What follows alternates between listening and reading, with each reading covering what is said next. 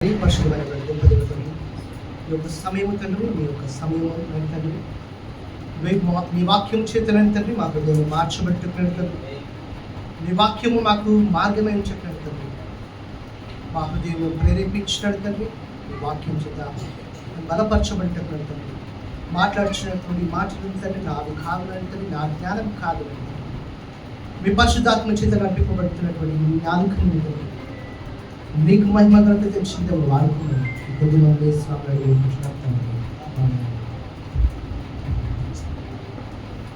మొదటిగా నిజంగా దేవుడికి వందనాలు చెల్లించవాలని అంటున్నాను.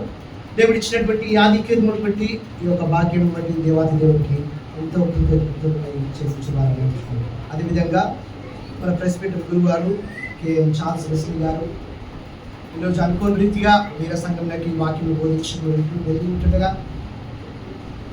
వారు ఇచ్చినటువంటి ఈ యొక్క అవకాశం బట్టి వారి కుటుంబానికి కూడా వందనాలు తెలియజేసుకుంటున్నాను.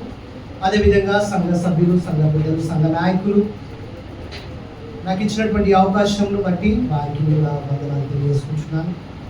నిజంగా నాకు సాటర్డే కూడా ప్రేయర్స్ ఉంటాయి. సాటర్డే కూడా గొప్ప వాక్యం చేత దేవుడు మీద వాడబడించున్నాడు.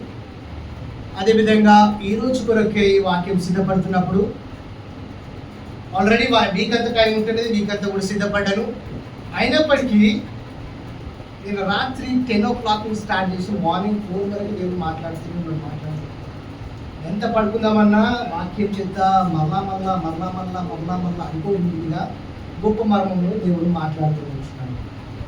ఆ మాటలు మీతో పంచుకోవడానికి ఎంతో సంతోషం, ఎంతో ఆనందకరము. నిజంగా మన సిఎస్ఐ అధ్యక్ష మండలం వారు మంచి థీము, మంచి ఒక అంశము ప్రతి వారంలో ఏర్పరుస్తున్నారు. చూసుకున్నట్టయితే ఈ నెలలో ఉన్నటువంటి అంశాలన్నీ కూడా ఒకదానితో ఒకటి రిలేటెడ్ అయి ఉంటాయి.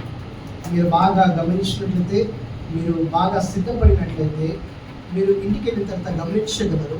మొదటి వారం నుంచి చివరి వరకు ఏ అయితే అంశములు ఉంటున్నాయో అవన్నీ కూడా ప్రతి ఒక్క వాక్యంలో, ప్రతి ఒక్క వారమును విభిన్నమై అంటే విలీనమై అవి వాడబడుతున్నాయి. అంటే దీంట్లో కలిసిపోయి ప్రతి ఒక్క అంశం కూడా ఉంటుంది. ఈరోజు కొరకే ఏర్పరచబడినటువంటి అంశం ఏంటంటే plurality, common humanity and faith sharing. తెలుగులో చూసుకున్నట్టయితే బహుళత్వము.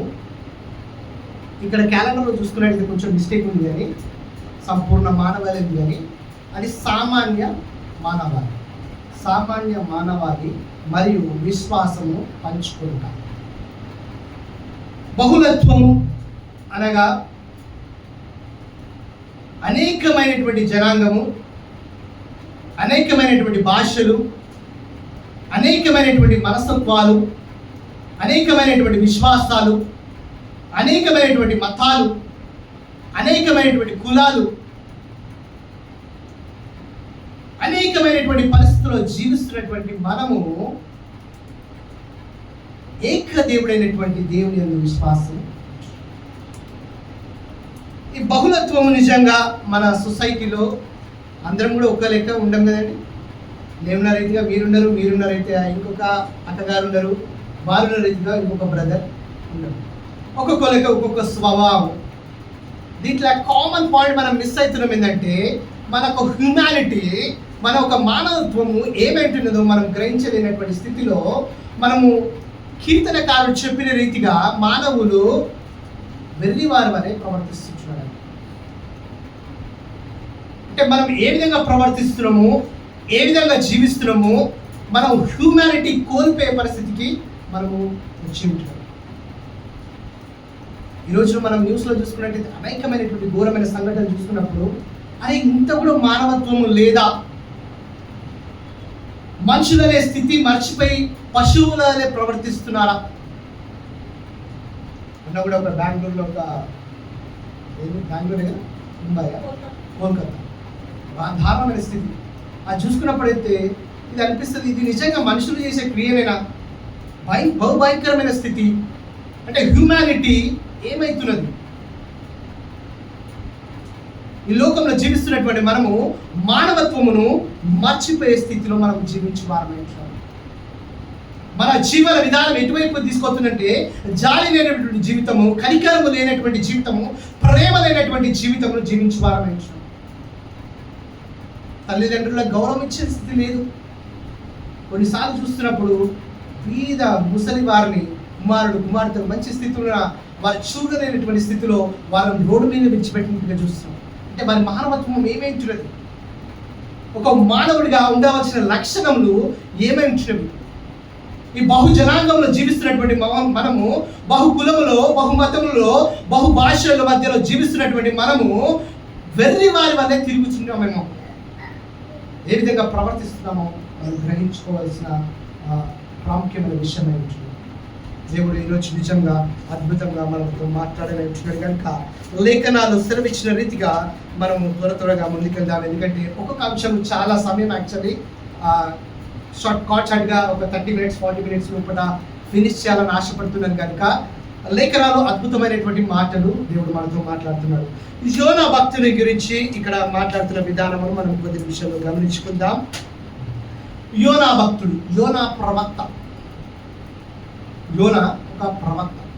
ఈ యోనా ఓన్లీ మనకి ఈ యొక్క యోనా గ్రంథము 48 వచనాల మట్టుకు గ్రంథము. యోనా గ్రంథం మొత్తం కూడా 48 verses ఉంటుంది. ఓకే, ఈ యోనా ఒక మాట ఓన్లీ ఈ యొక్క యోనా గ్రంథంలోనే కాదు, కానీ 2 రాజుల గ్రంథంలో కూడా యోనా ఒక మాటను మనం చూడగలం. 14వ అధ్యాయం 25వ వచనము, బహుశా 14వ అధ్యాయము 2వ రాజు 14వ అధ్యాయం 25వ వచనంలో కూడా యోనా ఒక మాట, అక్కడ యోనా ఒక ప్రస్తావనను అక్కడ చూడగలం. యోనా ఆ టైంలో ఇజ్రాయెల్ కూడా ప్రవక్తగా ఉంటున్నాడు. బబులో రెహబాము రాజ్యంలో రెహబాము ఒక పాలనలో ఈ యొక్క యోనాను కూడా అక్కడ కూడా మనం చూడగలుగుతున్నాం. ఈ యోనా కూడా మనలాంటి సామాన్యుడే. ఓకే, మనలాంటి సామాన్యుడు. ఈ యోనా యొక్క జీవితంలో ఏ విధంగా ఉంటున్నాడో మనం ఒక్కసారి చిన్న మాట గమనిస్తాం. యోనా 1వ అధ్యాయంలో 1వ వచనం ఏమై ఉంటుందంటే, దేవుడు యోనాతో మాట్లాడుతున్నాడంట. ఇక్కడ స్వయముగా దేవుడు యోనాతో మాట్లాడుతున్నాడు. ఓకే, మోషతో ఏ విధంగా అయితే మాట్లాడినాడో ఇక్కడ యోనాతో కూడా దేవుడు మాట్లాడుతున్నాడంట. నినివే పట్టణపు దోషము నా దృష్టికి బహుఘోరముగా ఉంటున్నది, అది నాశనము అయిపోతుంది. ఈ విధంగా ఉంటే నువ్వు వెళ్ళి ప్రకటించిన ఎడల నేను దాన్ని రక్షించగలను అని చెప్తున్నాను. ఇక్కడ నినివే పట్టణం చూసుకున్నట్టయితే ఆ రోజుల్లో గొప్ప ప్రదేశం, అది గొప్ప ఒక బిజినెస్కి స్థలం, అది ఒక గొప్ప రాజధాని, అది సమస్త బిజినెస్లు కానీ ధనములు కానీ అక్కడ బాగా జరిగేటివి ఆ రోజు. ఇప్పుడైతే ప్రతి ఒక్క పల్లె కూడా, ప్రతి ఒక్క ప్రాంతం కూడా ఒక మంచి స్థితిలో ఉంటున్నది. కానీ ఒక 20-30 సంవత్సరాల క్రితం హైదరాబాద్ మంచి క్యాపిటల్. ఓకే, హైదరాబాద్ అంటేనే ఇక్కడ జాబ్స్ కానీ మంచి వ్యాపారం జరుగుతుంది, ఒక ఉన్నతమైన ప్రదేశంగా ఎంచబడుతుందో అట్లా నినివే పట్టణం కూడా ఒక పట్టణం ఉంటుంది. ఆ టైంలోనే అది చాలా గొప్ప పట్టణం, చాలా గొప్ప రాజ్యం. వాళ్ళు అంత గొప్పగా జీవిస్తూ, ఆ డబ్బుల్లో, ఆ ఒక మతంలో జీవిస్తూ, ఆ ఒక మనుషుల మధ్యలో జీవిస్తూ మానవత్వం మర్చిపోయి బహుదుస్తత్వము చేయడము ప్రారంభించారు. బహుదుస్తత్వం, దేవుని దృష్టికి దుస్తత్వం చేయడం. అక్కడ వెళ్ళి ప్రకటించమనగానే యోనా ఏం చేసిందంటే, ఆయనకి వెళ్ళి అక్కడ ప్రకటించడం మనకి ఇష్టం లేదు. ఎందుకు తెలుసా? ఎప్పుడైనా చదివినారా యోనా? చాలా చిన్న స్టోరీ, సండే స్కూల్ నుంచి కూడా మంచి కథగా ఈ యొక్క యోనా గ్రంథంలో మనము బోధించమని. ఈ యోనాకి కొంచెం కోపం ఏంటంటే, యోనా హీబ్రీయుడు, నినివే పట్టణస్థులు అశ్రేయులు. ఓకే, అశ్రేయులు, నినివే పట్టణస్థులు. వాళ్ళు ఒకనొక సమయంలో ఇశ్రాయేల్ ప్రజలు కొంతమంది చెరపట్టుకొని బానిసంగా చేసుకున్నారనేసి యోనాకి కొంచెం కోపం. ఓకే, అక్కడ దేవుడు వాళ్ళని నాశనం చేస్తాడని, ఒకవేళ నేను ప్రకటిస్తే దేవుడు కనికరము గల దేవుడు, జాలి చూపించినట్టు దేవుడు వాళ్ళని రక్షిస్తాడేమో అనుకొని ఆ ఒక ప్రదేశంకి వెళ్ళి ఆయన ప్రకటించడానికి ఇష్టపడ్డాడు. అయితే ఇక్కడ సామాన్యంగా గమనించాల్సిన విషయం ఏంటంటే, దేవుడు యోనాతో మాట్లాడగా యోనా ఏం చేసినట్ట, ఆయన సన్నిధానం నుంచి పారిపోయినట్ట. 1వ వచనంలో ఒకసారి చూసుకుందాం మనం. యోనా 1వ అధ్యాయము యెహోవా వాక్కు అతని కుమారుడైన యోనాకు ప్రత్యక్షమై ఇలాగ సెలవిచ్చాను. నినివే పట్టణంలో దోషము నా దృష్టికి ఘోరము ఆయన గనుక నీవు లేచి మూడవ వచనం. అయితే యెహోవా సన్నిధిలో నుండి తార్షీషు పట్టణమునకు పారిపోవలెనని యోనా అయితే యెహోవా సన్నిధి నుండి తర్షీషు పట్టణమునకు పారిపోయాడు. ఇక్కడ యెహోవా సన్నిధి నుంచి ఆయన పారిపోతున్నాడు. ఇక్కడేమో మనమందరం కూడా యెహోవా సన్నిధి కావాలి, యెహోవా సన్నిధిలో నేను ఉండాలా, యెహోవాతో నేను ఉండాలా, దేవుడితో కలిసి ఉండాలని మనం అనుకుంటున్నాం. కానీ దేవుడు ఆయనతో పలికినప్పుడు, ఆయనతో మాట్లాడినప్పుడు యోనా చేస్తున్నటువంటి విధానం ఏంటంటే ఆయన ఒక సన్నిధి నుంచి ఆయన పారిపోయినాడంట. ఆయన యొక్క సన్నిధి నుంచి పారిపోవడం అంటే దేవుడు చెప్పిన మాటను లెక్క చేయకుండా, దేవుడు చెప్పిన మాటను వినకుండా దేవునికి వ్యతిరేకంగా ప్రవర్తించడము, దేవుని సన్నిధానం నుంచి దూరం అయిపోవడం. ఈరోజు నువ్వు నేను వాక్యం ఇచ్చినటువంటి మనము దేవుని మాటను వింటున్నాం, కానీ ఆ వింటున్న రీతిగా ప్రవర్తించకపోతే నువ్వును నేనును ఏమైంటున్నాము, దేవుని సన్నిధానం నుంచి పారిపోయినటువంటి స్థితిలో మనం ఉంటున్నాం. పారిపోవడం అంటే ఎట్లా అంటే నేను నీ దగ్గర రాను, నువ్వు నన్ను పట్టుకోవాలనుకున్నా ప్రయత్నించినా నేను దొరకనన్న రీతిగా పారిపోతున్నామంట. ఇక్కడ నినివే పట్టణంకి వెళ్ళి సువార్త ప్రకటించమంటే యోనాకి ఇష్టం లేక తర్షీషునకు పారిపోతున్నాడు. మనం కూడా ఒకసారి గమనించబోదాం మన జీవితం. దేవుడు మనతో మాట్లాడుతున్నాడు, దేవుడు మనతో ఉండాలనుకుంటున్నాడు. మనము దేవుని సన్నిధానం నుంచి పారిపోయే స్థితిలో మనం ఉంటున్నాం. ఒకవేళ పారిపోతే ఏమైతుంది?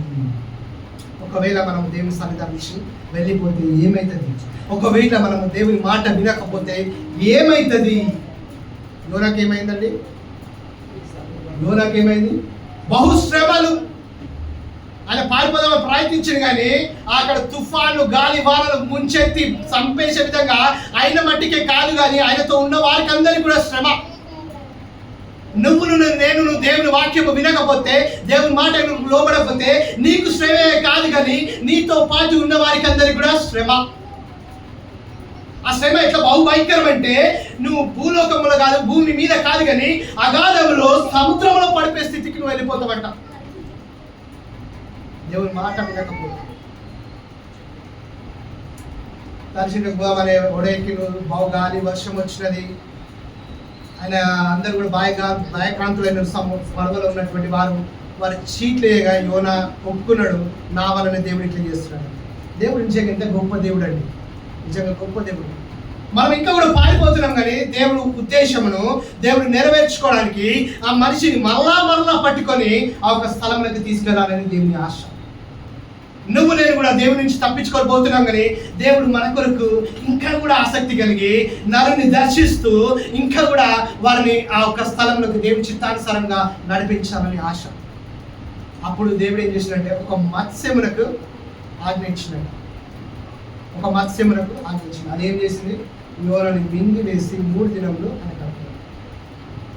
ఇక్కడ డిఫరెన్స్ ఏంటంటే మనుషునికి, జ్ఞానం ఉన్నటువంటి మనుషునికి, మాట్లాడుతున్నటువంటి మనుషునికి, వింటున్నటువంటి మనిషికి, ఆలోచించదలిచినటువంటి మనిషికి, ప్రవక్తకి మేలైనటువంటి విధము అనుసరించమని దేవుడు చెప్పినప్పుడు వినలేదు, కానీ ఒక సాధారణమైనటువంటి జంతువు, సముద్రపు ఒక మృగము, దానికి దేవుడు చెప్పగానే ఏం చేసిందంటే అది యోనాని మింగేసి మళ్ళీ 3 దినములకి. ఆ 3 దినములు కూడా యోనా ఏం చేసిందంట? ప్రార్థన చేసింది. దేవా, నీకు వ్యతిరేకంగా నేను ప్రవర్తించినానేమో, నీకు దూరంగా జీవిస్తున్నానేమో దేవా, నీ సన్నిధానం మళ్ళా చూస్తాను అనుకుంటున్నాను అనేసి ప్రార్థించినప్పుడు మళ్ళా దేవుడు మత్స్యంకి ఆజ్ఞగా అది ఒడ్డున పడేసింది. ఒడ్డున పడేసిన తర్వాత మళ్ళా సెకండ్ టైం దేవుడు మళ్ళా మాట్లాడుతున్నాడంటే నువ్వు నినివే పట్టణంకి వెళ్ళి ఆడ ప్రకటించుము అని చెప్పినప్పుడు యోనా ఏం చేసింది తెలుసా? నినివే పట్టణం ఎంత విస్తారమైనదంటే ఒక మనుషుడు 3 దినములు నడిస్తే ఆ ఒక నినివే పట్టణంలో చుట్టగలరు. ఒక మనుషుడు 3 దినములు నడిస్తే యోనా ఏం చేసిందంటే ఒకటే దినం అంతా ప్రకటించాడు. అంటే 100% 3 days అనుకుంటే యోనా ఏం చేసిందంటే 30% మాత్రమే ప్రకటించాడు. అప్పటికి కూడా ఫుల్ఫిల్గా కాదు, అప్పటికి కూడా సంపూర్ణంగా కాదు, అప్పటికి కూడా వీళ్ళు బాగుపడాలనే ఉద్దేశం సంపూర్ణంగా ఆయనకు రాలేదు. ఆయన ఎప్పటికి కూడా ఏం చేసినట్టే కొద్దిమందికి ప్రవర్తించాడు, ప్రీచ్ చేసినాడంట దేవుని యొక్క మాటను. అప్పుడు దేవుడు ఏం చేసినాడంటే మళ్ళీ ఆయన వేరే దగ్గర పోయినప్పుడు ఒక సొర చెట్టు ఉదాహరణ, సొర చెట్టు ఉదాహరణ ఆయన ఉన్నప్పుడు అది మొలిచినదంట. ఒక రోజున మొలిచిందంట, మంచి నీడని ఇచ్చిందంట. ఆ నీడని విశ్రామం తీసుకుంటున్నాడంట. రెండో రోజు పురుగు వచ్చినది, దాన్ని తినివేసినది.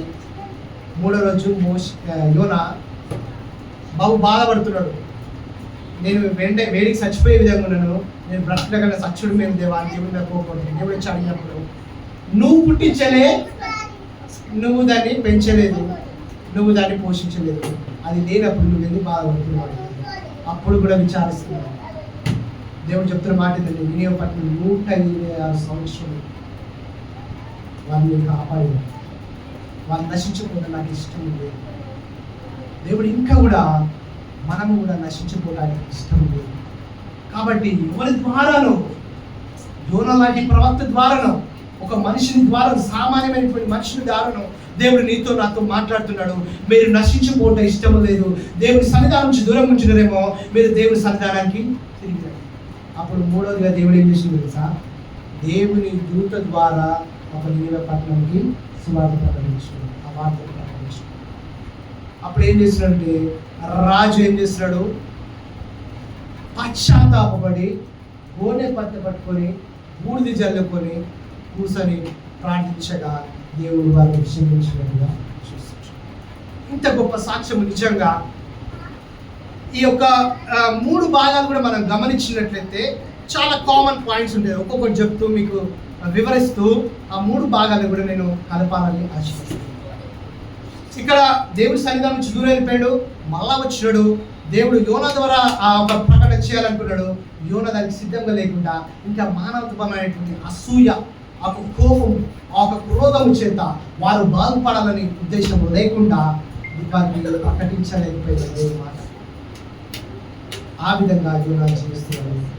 చివరికి దేవుని దూత ద్వారా ఆ నినివే పట్టణానికి ప్రకటించగా వారు మారు మనసు కలిగి పశ్చాత్తాపడి ఇక మీదట మేము దోషము చేయకుండా లాగున ఉంటామని అక్కడ మాట చూసాం. కొద్ది నిమిషం ఒక మాట చూసాం. 3వ అధ్యాయంలో 9-10 వచనంలో ఒకసారి చదువుతాం. యోనా గ్రంథము 3వ అధ్యాయం 9-10 వచనం. మనుషులందరూ తమ దుర్మార్గములను విడిచి మనుషులేమి పశువులేమి సమస్తమును గోనెపట్ట కట్టుకొనవలెను. జనులు మనఃపూర్వకంగా దేవుని వేడుకొనవలెను అని దూతలు నినివే పట్టణంలో చాటింపు ప్రకటన చేసింది. ఈ నినివే వారు తమ చెడు నడతలను మానుకొనగా వారు చేయించిన క్రియలను దేవుడు చూచి పశ్చాత్తాపుడై వారికి చేయుదునని తాను మాట ఇచ్చిన కీడు చేయక మానెను. చాలు. ఇక్కడ ఎట్లంట? దుష్టత్వము నుండి మనం దూరం అయిపోవాలంట. దేవుణ్ణి మనము మనస్ఫూర్తిగా దేవుడిని వెళ్ళిపోవాలంట. వారు నినివే పట్టణంలో ఆ విధంగా ప్రవర్తించినందుకు దేవుడు పశ్చాత్తాపడి వారిని క్షమించడం. నువ్వు నేను కూడా దుర్మార్గమైనటువంటి జీవితంలో చూపిస్తున్నాను. దుర్మార్గం అంటే ఏదో తప్పుడు మాట అనుకోదండి మీరు. మనం సరి అయినటువంటి మార్గంలో నడవకపోవడము దుర్మార్గం. దేవుడు చెప్పినటువంటి మార్గంలో నడవకపోవడము దుర్మార్గం. ఈ మార్గము దేవుడు మేలు కొరకైనటువంటి మార్గము, సరైనటువంటి మార్గం ఎప్పుడైతే నడుస్తామో దేవుడు నిన్ను క్షమించే రీతిగా దేవుడు. ఇక్కడ రాజు సైతము గోనె పట్ట కట్టుకొని ఆ ఒక బూడిదలో కూర్చున్నప్పుడు, వారు మార్గము సరి చేసుకున్నప్పుడు, వారి పద్ధతులు సరి చేసుకున్నప్పుడు దేవుని వారు క్షమించినట్టుగా మనం చూస్తున్నాం. అదేవిధంగా చూస్తున్నటువంటి అపోస్తుల కార్యంలో కూడా మనం గొప్ప మాటలు చూడగలం. అపోస్తుల కార్యంలో మనం ఎవరి గురించి చూస్తామండి? ఇక్కడ ఫిలిప్పుని గురించి దేవుడు మాట్లాడుతున్నాడు. నపుంసకుని గురించి దేవుడు మాట్లాడుతున్నాడు. నపుంసకుడు అంటే తెలుసా? ఎవరు నపుంసకుడు?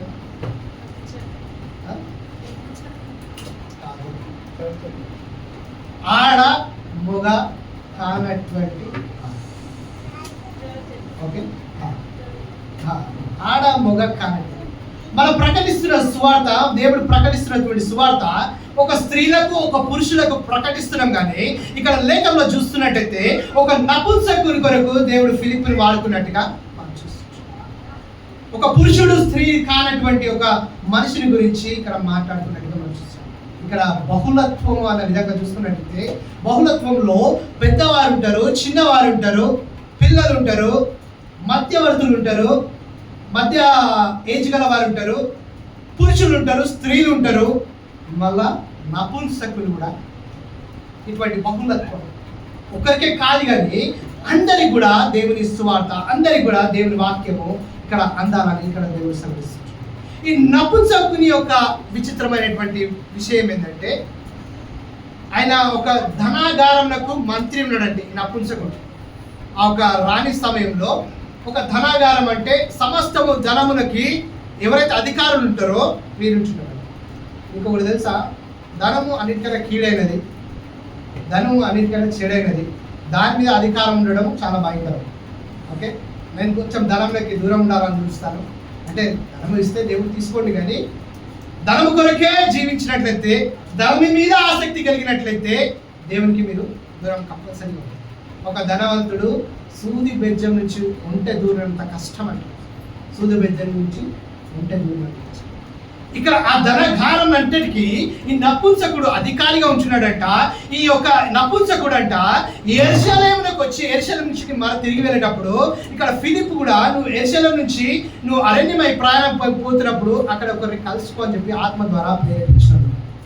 ఇక్కడ యోనాకేమో దేవుడు స్వయంగా దేవుడు ఆజ్ఞిస్తున్నాడు, స్వయంగా దేవుడు మాట్లాడుతున్నాడు. ఇక్కడ ఫిలిప్తోని దేవుని దూత ప్రకటిస్తున్నది. ఓకే, ఇక్కడేమో డైరెక్ట్ దేవుడు మాట్లాడినాడు, ఫిలిప్కేమో దేవుడు దూత ప్రకటించగాని ఆ దూత మాటలు కూడా దేవుడు ఈ ఫిలిప్ లెక్క చేస్తూ రెస్పెక్ట్ చూపిస్తూ ఆయన చెప్పిన విధంగా ప్రవర్తించడానికి ప్రయాసపడ్డాడు. ఇక్కడ ఈ యొక్క నపుంసకుడు వెళ్తూ ఆ ఒక రథం మీద వెళ్తూ యెషయా గ్రంథము చదువు. యెషయా గ్రంథం చదువుతున్నప్పుడు ఫిలిప్ ఎదుర్కొని ఆమెను చూసినప్పుడు ఏం చదువుతున్నావు అంటే, యెషయా గ్రంథం చదువుతున్నా అంటే దాని భావము నీకు తెలుసా?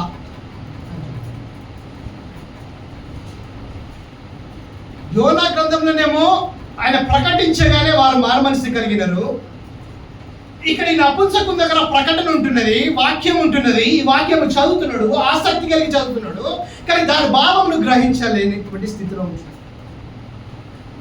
ఈరోజు మనము కూడా ప్రతి వారము చర్చకొస్తున్నాము, ప్రతి వారం ప్రార్థన చేస్తున్నాము, వాక్యమును వినిపోతున్నాము, కానీ గ్రహించలేనటువంటి స్థితిలో మనం ఉంటున్నాము. నపుంసకుని ఉన్నటువంటి స్థితిలో మనం ఉంటున్నాము.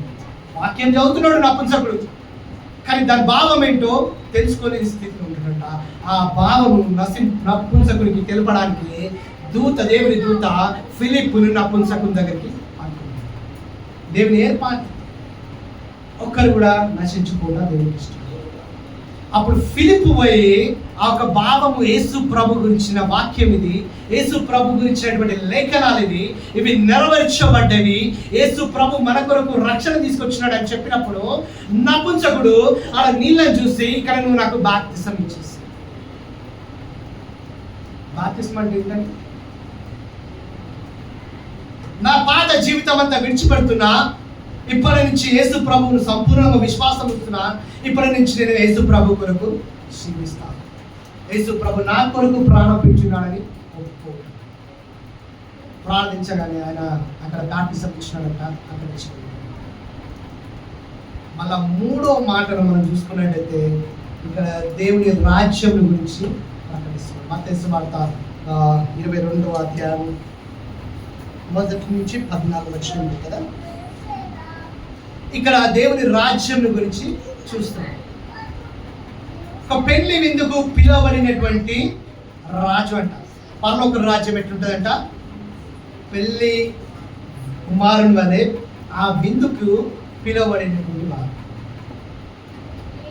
కొంతమందిని ఏర్పరచబడినటువంటి వారును ఆయన సేవకులను పిలిపించినప్పుడు, నాకు పని ఉన్నది, నాకు ఈ యొక్క అవసరం ఉన్నదని చెప్పేసి వెలగొట్టినటువంటి స్థితి ఉన్నారు. కొద్దిమంది చెప్పిన వాళ్ళని కూడా చంపేసినటువంటి స్థితి ఉన్నారు. అంటే ఇక్కడ చూసుకున్నట్టయితే దేవుని సువార్త నీ దగ్గర దాకా వచ్చినది కానీ, దేవుని ఆహ్వానం నీ దగ్గర దాకా వచ్చినది కానీ, దేవుని పిలుపు నీ దగ్గర దాకా వచ్చినది కానీ, ఇంకా కూడా లోకరీతిగా నాకు పనులు ఉన్నాయని చెప్పి అశ్రద్ధ చూపించడము, దేవునికి లోబడకపోవడము, దేవునికి విధేయత చూపించుకోవడం రీతిగా నువ్వు ప్రవర్తించినప్పుడు అప్పుడు ఏం చేస్తున్నాడంటే యేసు ప్రభు ఇంకొక సేవకులను పంపించి వాళ్ళని హతము చేసేస్తున్నాడు. మరలా ఇంకొక సేవకులను పంపించి మీరు ఎవ్వరు కనిపించిన వారిని నా యొద్దకు పిలుచుకోండి, చెడ్డవారేమి మంచివారేమి అందరూ రండి అని చెప్పేసరికి చివరి 2 వచనాలు ప్రాముఖ్యమైనవి. ఒకసారి చూసుకుందాం. మత్తయి సువార్త 22వ అధ్యాయము 13-14 వచనం ఒకసారి గమనిస్తాం. 12 వచనం నుంచి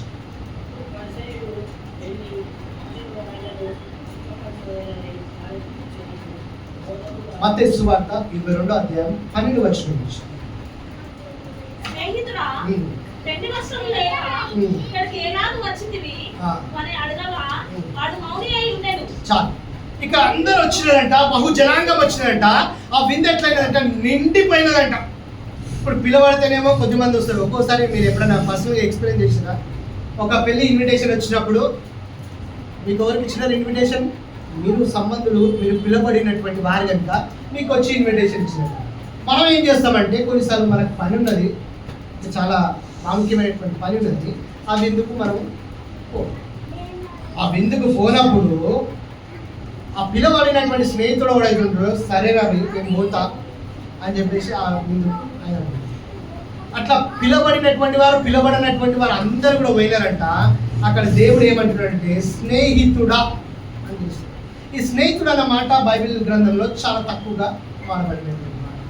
స్నేహితుడా అని ఎవరిని పిలిచినాడంటే యోహాను సువార్త 15వ వచనంలో చూసుకున్నట్టయితే దాసులు ఎవరైతే ఉంటారో, దేవుని పరలోక రాజ్యం గురించి తెలియకుండా ఉంటారో వాళ్ళ దాసులు అని పిలిచినట్టుగా యేసు ప్రభు ఎప్పుడైతే దేవుని రాజ్యం గురించి ప్రకటించినాడో, ఈ దేవుని రాజ్యం గురించి సమస్తము తెలుసుకున్నటువంటి వారు ఉంటున్నారో వారిని దేవుడు ఏమని సంబోధిస్తున్నాడంటే స్నేహితుడా అని సంబోధిస్తున్నాడు.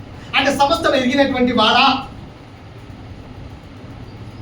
ఈరోజు ఈ పిల్లవాడికి వాక్యం వినకపోతే నువ్వు దేవుని రాజ్యంలో చేరావంటే ఆ పిల్లలకి అర్థమైందా? అర్థం కాదు. కానీ మనకి అంటే సమస్తం ఎరిగినటువంటి మనము ఇంకా కూడా ఎదగినటువంటి వారంగా జీవించినటువంటి వారం అయితే మనం దాసులం. యేసు ప్రభు వచ్చి సమస్తము ప్రకటించి దేవుని పరలోక రాజ్యం గురించి కూడా బోధిస్తూ, రాజ్యం ఏ విధంగా ఉంటుందో అక్కడ ఏ విధంగా ఉంటుందో సమస్తం బోధిస్తున్నప్పటికీ మనం వింటూ కూడా మనం ఆ విధంగా లేనప్పుడు విన్నటువంటి ఆ మాటని వినిన తర్వాత దేవుడు సంబోధిస్తున్నటువంటి మాట స్నేహితుడా నీ పెళ్లి వస్త్రములు ఎందుకు లేవు. ఇక్కడ వస్త్రములు అంటే మనం గ్రహించగలుగుతాం. అక్కడ వస్త్రములు అంటే అది దేవుడు ఎందుకు పిలిచిండు, ఎందుకు వస్త్రములు అడుగుతున్నాడు? అక్కడ ఉన్న వాళ్ళని రోడ్డు మీద ఎవరు పోయినా నిలుచుకురా అన్నాడు, ఎందుకు వస్త్రములు అడుగుతున్నాడు? నువ్వు పెళ్లి వస్త్రం లేకుండా ఎందుకు వచ్చినావు అంటున్నాడు. నిజంగా పెళ్లి వస్త్రం లేకుండా వచ్చినాడా? ఇక్కడ గమనించాల్సిన విషయం ఏంటంటే పిల్లరా, వస్త్రములు అనగా ఓన్లీ మనకు పైన ఉన్నటువంటి వస్త్రములు. ఉదాహరణకి కొన్ని మాటలు మనం చూసుకుంటాం. వస్త్రములకి యాక్చువల్లీ చాలా ప్రాముఖ్యత ఉంది. ఈరోజు జనరేషన్లో బట్టలు అంటే ఏముందలే, నాకు ఇష్టం వచ్చిన రీతిగా నేను వేసుకోవచ్చు, నాకు ఇష్టమైనటువంటి డిజైన్ నేను వేసుకోవచ్చు అనుకొని ఉంటున్నాం. కానీ వస్త్రములకి ఈ యొక్క బైబిల్లో చాలా ప్రాముఖ్యత. ఇప్పుడు పోలీస్ అని ఉన్నాడు అనుకోండి, నార్మల్గా ఇట్లా అమ్మాయిలకు వచ్చి కూర్చున్నది అనుకోండి, ఏమనుకుంటాం నార్మల్ వ్యక్తి అనుకుంటాం. అదే పోలీస్ యూనిఫామ్ వేసుకొని వస్తే అరే పోలీస్, ఎందుకంటే ఆమెకి అధికారం అనేది ఆ వస్త్రము ధరించుకోవడానికి. ఒక లాయర్ ఉన్నాడు, ఆ నల్ల కోటు ధరించుకోవడానికి ఆయనకు అధికారం ఉంటుంది. ఒక జడ్జి ఉన్నాడు, ఆ కోటు ధరించుకోవడానికి ఆయనకు అధికారం ఉంటుంది. అదేవిధంగా విడో అయినటువంటి స్త్రీ ఒక వస్త్రధారణ కలిగి ఉండాలని ఆమెకి ఒక సాదృశ్యంగా ఉంటుంది. అదేవిధంగా బైబిల్లో చూసుకున్నట్టయితే నిర్గమ కాండంలో అన్ని చూసుకున్నట్టయితే ఈ యొక్క యాజకుడికి బట్టలు ఉండాల్సినటువంటి స్థితి మనం చూస్తాం. యాజకునికి ఒక నిలువు టంగి ఉండాలా, దానికి పాగా ఉండాలా, దట్టి ఉండాలా, ఈ ముంగట 12 ట్రైబ్స్ గురించినటువంటి ఆ రాళ్ళు ఎఫోర్ట్స్ చేయబడాలా.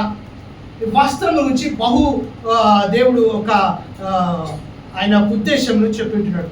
దేవుడు ఆయన ఉండాల్సిన స్థలమును, టబర్నాకల్ని, ఆ ఒక మందసమును, ఆ ఒక దేవుడు ఉండాల్సిన స్థలమును ఏ విధంగా అయితే దేవుడు డిజైన్ చేసుకున్నాడో, మనుషులు కూడా కావాల్సినటువంటి, దేవుడు యాజకునికి కావాల్సినటువంటి వస్త్రములు కూడా మనం అక్కడ చూస్తుంటున్నాం.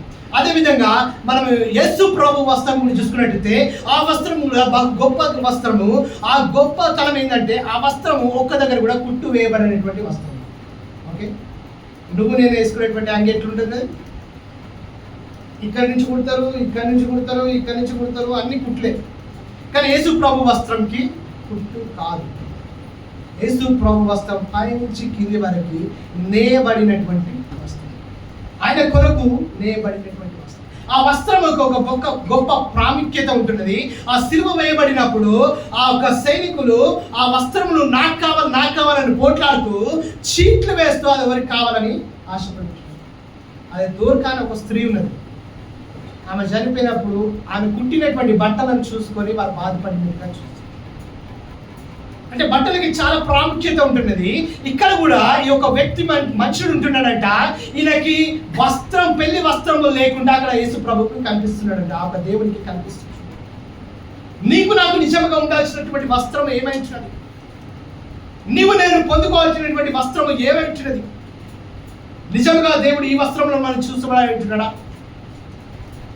యాజకునికి ఇచ్చినటువంటి వస్త్రములు అంట, ఆయన సేవ చేస్తున్నప్పుడు ఆ వస్త్రం ధరించాలా, వేరేది ముట్టుకున్నప్పుడు ఆయన ఆ వస్త్రము వేసుకొని ఉండదు. పరలోక రాజ్యంలో కూడా ఆ ప్రకటన గ్రంథంలో కూడా చూసుకున్నట్టయితే 7వ అధ్యాయం 9వ వచనంలో ఉంటుంది. అక్కడ కూడా ఒక వస్త్రం ఉంటున్నదంట, తెల్లని వస్త్రములు ధరించి దేవునికి స్తుతులు చెల్లిస్తుంటున్నారంట. బహుజనాంగము, బహుకులము. ఒక్కసారి మనం ఆ మాట చూసుకుందాం. ప్రకటన గ్రంథము 7వ అధ్యాయం 9వ వచనం. ప్రకటన గ్రంథము 7వ అధ్యాయం 9వ వచనం.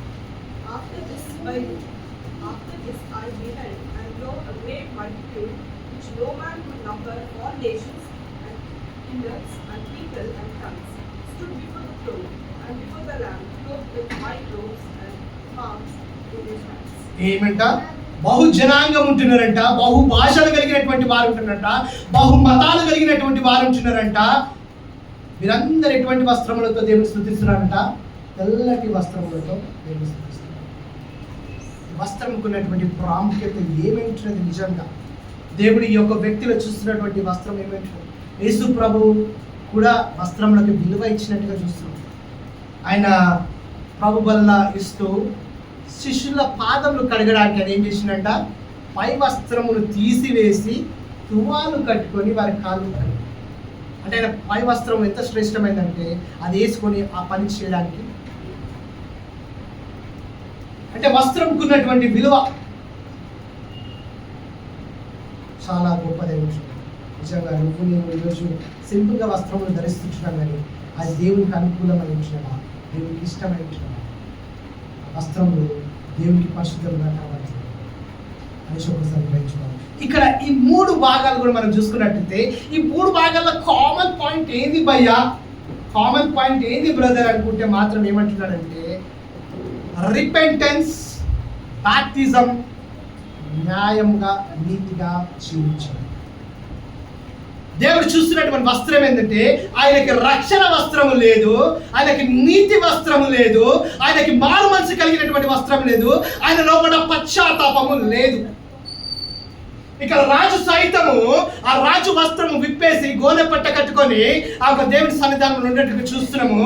ఇక్కడ ఫిలిప్ కూడా ఆ ఒక బాప్తిసము తీసుకొని నూతనంగా పశ్చాత్తాపడి మారు మనసు కలిగినటువంటి జీవిస్తున్న విధంగా చూస్తున్నాము. ఇక్కడ ఎటువంటి విధంగా ఉంటున్నాడంటే ఆయన మారు మనసు లేకుండా, పశ్చాత్తాపం లేకుండా, నీతి అనే వస్త్రము ధరించుకోకుండా, రక్షణ అన్న వస్త్రము ధరించుకోకుండా, యేసు గురించి తెలియకుండా ఆయన ప్రవర్తించిన ప్రవర్తన బట్టి ఆయన వస్త్రము లేడు కనుక ఆయన ఎక్కడ వేస్తున్నాడంట?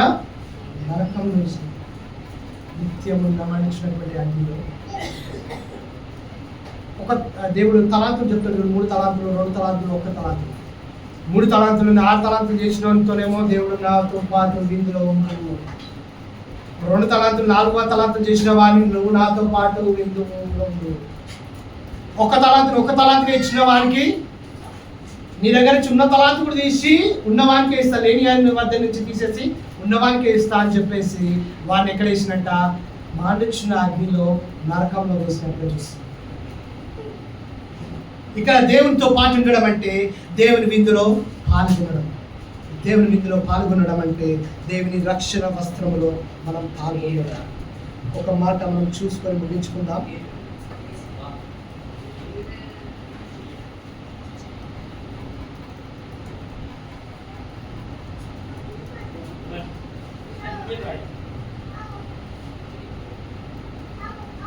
యెషయా గ్రంథము 52వ అధ్యాయం మొదటి వచనం ఒకసారి మనం చూసుకొని చివరిగా మనం ముగించుకుందాం. యెషయా గ్రంథము 52వ అధ్యాయం మొదటి వచనం.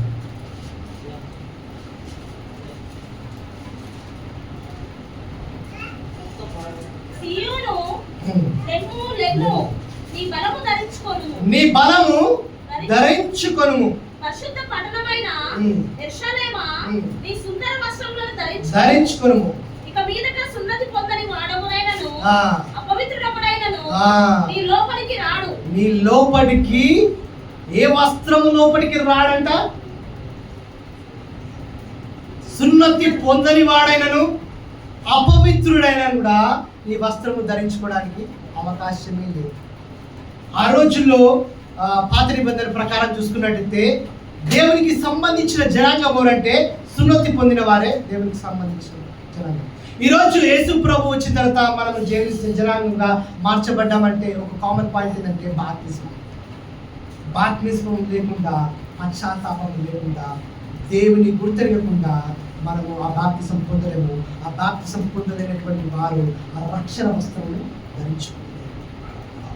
ఇక్కడ మనం ఐగర్ మంచి మాట చెప్పిన last week, repentance, holy repentance, sacrifice, holy sacrifice అంటే మనం త్యాగపరచుకోవడం. మన త్యాగం ఎవరి గురించి చేసేవారమే ఉంచడం అన్న మాట ఐగర్ మంచి మాట చెప్తుంటున్నారు. నిజంగా మనం త్యాగం చేసుకునే రీతి ఉన్నట్టయితే ఆ వస్త్రము మనం పొందుకునే స్థితిలో ఉంటాం. యేసు ప్రభు మన కోసం త్యాగం ఉంటే ఈ లోకానికి వచ్చినాడు కనుక ఆయన నీతి అనే వస్త్రము ధరించుకున్నాడు, నీతి అనే కిరీటమును ధరించుకున్నాడు. ఆయన నీతి కిరీటం ద్వారా మనము కూడా ఆ నీతిలో నడిచినప్పుడు దేవుడు కృపను నిజంగా ఈ బాప్తిస్మం, ఈ యొక్క పశ్చాత్తాపము, ఈ యొక్క రిపెంటెన్స్ లేకపోతే నీతి వస్త్రం ఉండదు. నీతి వస్త్రం లేకపోతే దేవుడి రాజ్యంలో నీ ఇందులో పాల్గొనదు. యోనా ఉన్నటువంటి సామాన్యటువంటి జీవితం చూసింటున్నాం. ఫిలిప్పు ఆయన ఒక డిసైపుల్, ఆయన ఒక శిష్యుడైనటువంటి జీవితం చూసింటున్నాము. దేవుడు పరలోక రాజ్యంలో ఏ విధంగా ఉంటారో ఇక్కడ మనం గ్రహిస్తుంటాం. నిజంగా వాక్యమైనటువంటి మనము యోనాలాగా జీవిస్తామా, రాజులాగా పశ్చాత్తాపడదామా, ఫిలిప్ లాగా ప్రకటించేవారని వెళ్దామా, నపుంసకుని మార్చి రీతిగా బాప్తిసం పొందే రీతిలో ఉంటున్నామా? నిజంగా యేసు ప్రభు పిలువబడినటువంటి వారంగా మనం ఉంటున్నామా? ఆయన మాటను లెక్కలు చేయకుండా ఆయన సంతానం నుంచి పారిపోయినటువంటి వారంగా ఉంటున్నామా? ఆయన పని చేసుకునేటువంటి వారంగా ఉంటున్నామా? మనం మారు మనసులో ఈ పశ్చాత్తాపడడం వల్ల దేవునికి మనము స్నేహితులైనటాము, మనము దేవుని రాజ్యంలో ఉండే వారం అంటాము, దేవునికి దగ్గరగా ఉండేవారం. కాబట్టి ఇచ్చినటువంటి వాక్యం నిజంగా అమూల్యమైనటువంటి వాక్యముగా మీకు ఎంతమందికి అనుకున్నదో తెలియదు, కానీ నాకైతే చాలా ఈ వాక్యం మాట్లాడుతున్నది. నిజంగా పిలువబడినటువంటి వారంగా, ఎన్నుకున్నటువంటి వారంగా మనం ఉంటున్నాం.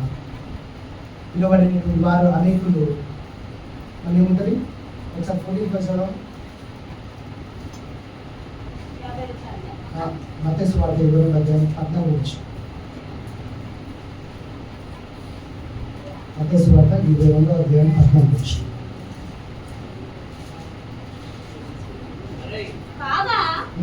పిలువబడిన వారు అనేకులు, ఏర్పరచబడిన వారు కొందరి. నువ్వు ఆ కొందరిలో ఉంటావా? అనేకుల్లో ఉంటావు.